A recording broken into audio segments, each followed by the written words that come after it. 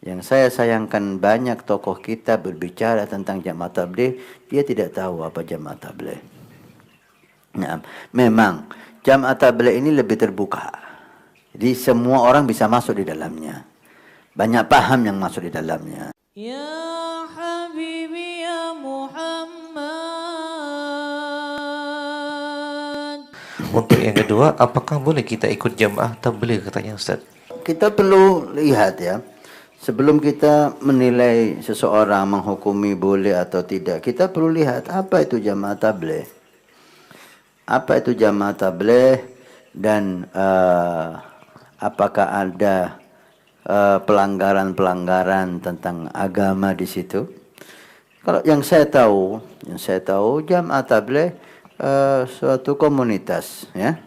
Bahkan mereka tidak punya organisasi yang tertulis gitu. Komunitas tidak tertulis, tidak tercatat, tercatat di dalam pemerintahan. Yang mana komunitas ini mengedepankan dakwah ilallah dengan cara mereka. Mereka punya cara tersendiri di dalam berdakwah dengan membuat halaqah-halaqah di masjid, membangkitkan semangat anak-anak muda, mengajak orang untuk sholat ya, kemudian pergi ke rumah-rumah, ke sawah, ke pegunungan, ke tempat-tempat untuk mengajak orang sholat berjamaah. Nah, kemudian mengajak orang untuk belajar, berkorban untuk agama ini, pergi dengan biaya sendiri, ada yang 3 hari, ada yang 10 hari, ada yang 40 hari, ada yang 4 bulan. Suatu tempat berdakwah bersama para ulama di sana. Saya tidak melihat hal-hal yang jelek di sana. Hal-hal yang jelek di sana tidak lihat. Tentang perbedaan cara dalam berdakwah itu boleh-boleh saja. Kenapa? Gitulah. Jangan kita fanatik organisasi. Organisasi ini tidak menjamin kita masuk surga. Organisasi ini bukan agama. Ya, maaf ya. Organisasi bukan agama. Sering kita dengar dari tokoh-tokoh NU, para ulama-ulama NU. Syarat masuk surga itu nggak harus NU. Gitu. NU ini bukan agama, NU ini organisasi. Muhammadiyah itu organisasi. Seperti yang lain organisasi. Gitu. Oleh karena itu silakan Anda beda cara.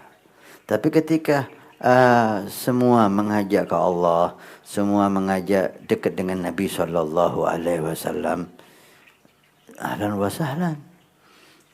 Kalau harus pakai cara ini, Anda akan memecah belah umat. Anda akan jangankan cara ibadah aja kita beda dengan mazhab Imam Malik, Abu Hanifah, Imam Ahmad. Banyak perbedaan dalam sholat, banyak perbedaan dalam wudu dan seterusnya. Apalagi hanya cara kita beribadah. Nah, karena itu buka wawasan Anda. Jangan Anda mengklaim sesuatu yang Anda tidak tahu. Yang saya sayangkan banyak tokoh kita berbicara tentang jamaah tabligh, dia tidak tahu apa jamaah tabligh. Nah, memang jamaah tabligh ini lebih terbuka. Jadi semua orang bisa masuk di dalamnya. Banyak paham yang masuk di dalamnya. Ya, itu yang kita sayangkan kadang-kadang ya, sehingga banyak benturan di sana. Ada Wahabi masuk ke jamaah tabligh sehingga si Wahabi ini berkomentar tentang maulid, tentang tahlil, tumbuhlah perpecahan di sana. Ada Syi'i masuk jamaah tabligh sehingga si Syi'i ini komentar yang bersimpangan dengan ahli sunnah, timbullah masalah.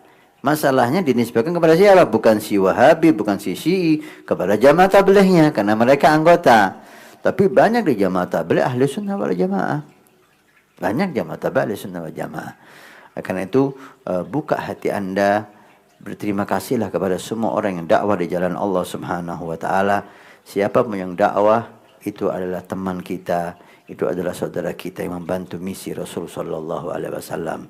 Kita doakan semua yang berdakwah di jalan Allah untuk mendapat berkah dan untuk mendapatkan ridha Allah Subhanahu wa taala.